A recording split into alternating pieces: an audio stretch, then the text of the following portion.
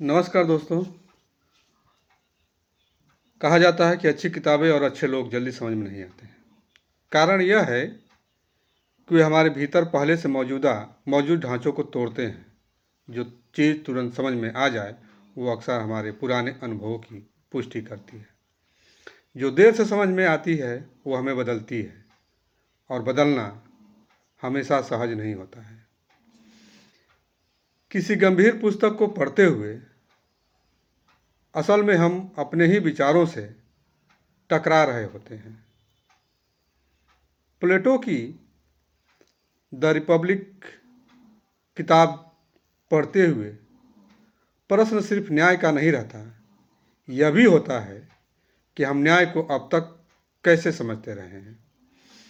इसी तरह सात्र की बीइंग एंड नथिंगनेस जैसी रचनाएं हमें यह देखने पर मजबूर करती है कि स्वतंत्रता का भी बोझ होता है, और यह बोझ क्या है इस पर सोचने को मजबूर करती है। इन किताबों को जल्दी पढ़ा जा सकता है पर जल्दी समझा नहीं जा सकता है, क्योंकि वे हमारे भीतर के आलस्य को चुनौती देती है। इस तरह अच्छे लोग भी हमारे मन के बने बनाए खांचों में फिट नहीं बैठते हैं। वे अक्सर अतिशयोक्ति से दूर रहते हैं। वे अपनी अच्छाई का प्रचार नहीं करते हैं। उनकी भाषा सधी हुई होती है, व्यवहार संयमित होता है। ऐसे लोग तुरंत आकर्षक नहीं लगते, क्योंकि वे हमारे तत्कालिक मनोरंजन की अपेक्षा पूरी नहीं कर पाते। पर समय के साथ पता चलता है कि उनमें स्थिरता है, विश्वसनीयता है। वे प्रतिक्रिया नहीं, उत्तर देते हैं। वे संबंध को उपभोग की वस्तु नहीं, उत्तरदायित्व की तरह लेते हैं।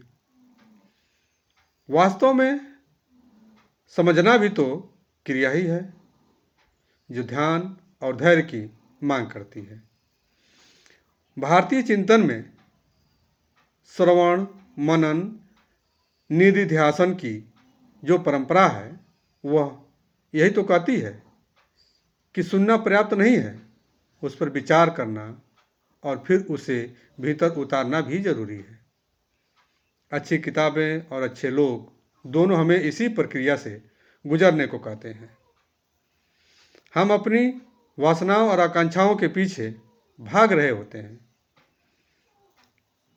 लेकिन वे हमें रुक जाने के लिए बाध्य करते हैं। आज की दुनिया त्वरित निर्णयों की दुनिया है। हम कुछ पंक्तियां पढ़कर निष्कर्ष बना लेते हैं। कुछ मुलाकातों में किसी व्यक्ति को परिभाषित कर देते हैं।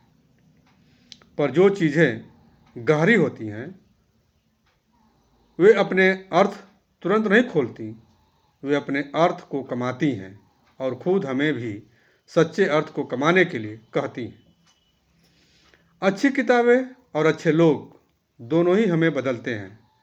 शायद इसीलिए उन्हें ध्यान लगाकर पढ़ना पड़ता है। बार बार और हर बार पढ़ते हुए हम पहले से थोड़ा अलग और समृद्ध हो चुके होते हैं।